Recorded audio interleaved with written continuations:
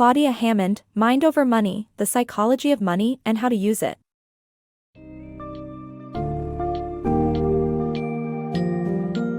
In A Mind Over Money, The Psychology of Money and How to Use It, author Claudia Hammond explores the complex relationship we share with money and the many ways it influences our lives.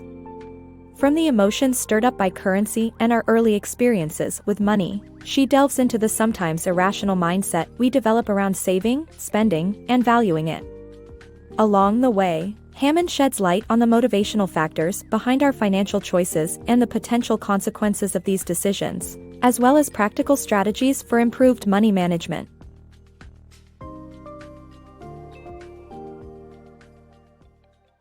Burning money for art.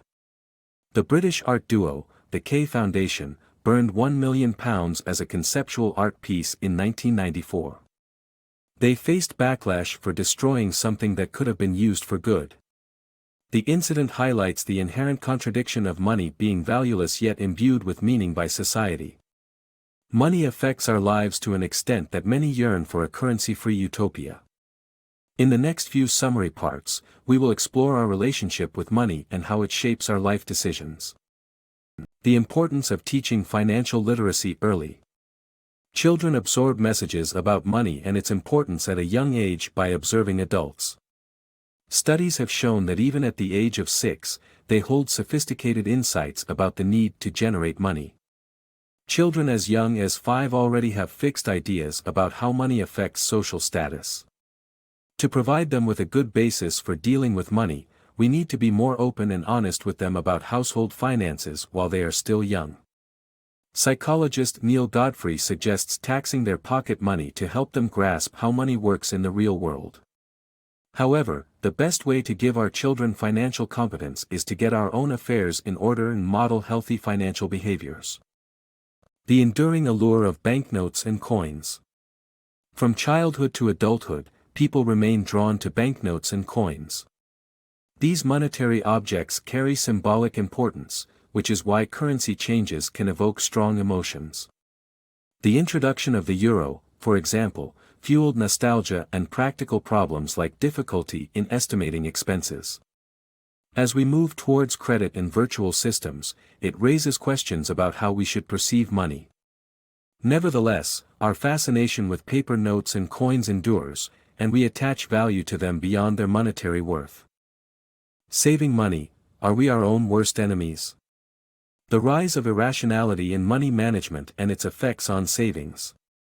From a young age, we are taught about the importance of saving money. However, as we get older, saving becomes increasingly difficult despite our best intentions. The reason is that our behaviors with money are becoming more irrational.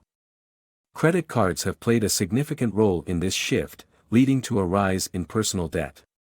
Studies show that we value cash and credit differently, with credit feeling less real. Even in experiments, participants using credit cards bid significantly more than those using cash. We also have unrealistic ideas about future earning potential, leading us to put off saving until a far-off ideal future. However, our present behavior is the best predictor of future behavior. The good news is that awareness of our irrationality can lead us to develop practical strategies, such as saving in accounts that penalize early withdrawals or participating in savings programs tied to future pay raises. Overall, it's time to stop being our own worst enemy when it comes to saving money. By acknowledging and addressing our irrational behaviors, we can work towards building a solid financial future. The psychology of money. We all have mental accounts where we allocate money into different categories, which explains why we are inconsistent with our spending. Richard Thaler coined the term mental accounting, and it shows how we're all prone to it. Relative thinking also plays a role in how we value money based on the total amount we're about to spend. For instance, we're more likely to go the extra mile to find a cheaper bike rental than to save the same amount when buying a car. These concepts reflect how human psychology affects monetary exchange. Wine fraud and the power of confirmation bias. Rudy Kurniawan was a fraudulent seller of vintage wines, who made millions by selling cheap wine with deceptive labels. The reason for his success was the confirmation bias of his customers, they tasted what they expected to encounter. Studies show that confirmation bias affects even fundamental experiences like pain relief and can make expensive pills seem more effective. While we shouldn't always opt for the cheapest option, being aware of confirmation bias can help us make better decisions and recognize fraudsters. The deceptive power of money. Money can be a dubious motivator, and research has shown that it may even hinder productivity.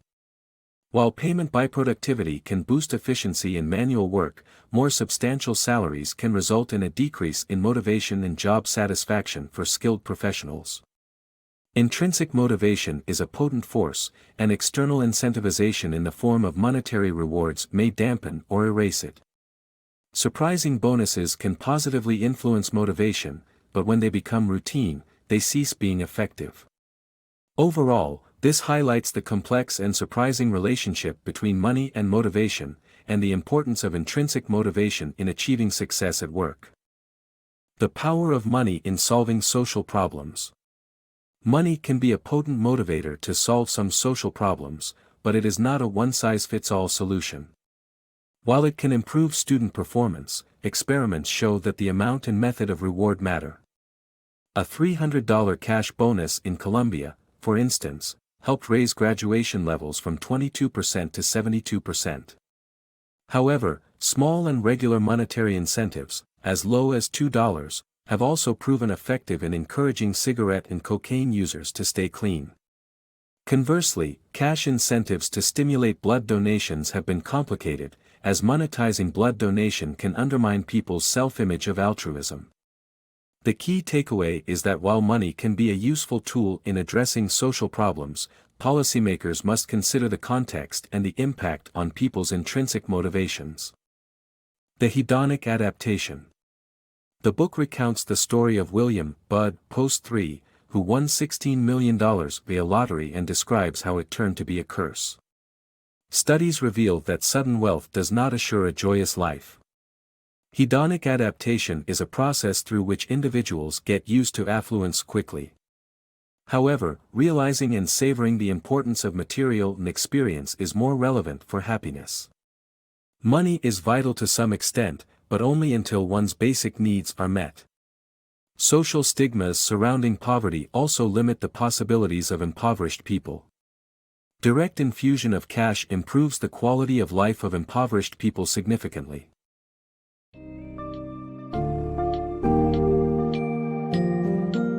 In conclusion, our relationship with money is pervasive, complex, and often irrational.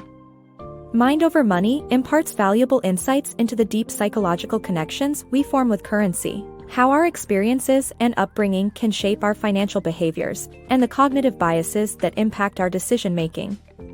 By understanding these factors and being mindful of them, we can foster healthier financial habits and make more informed choices that contribute to our well-being.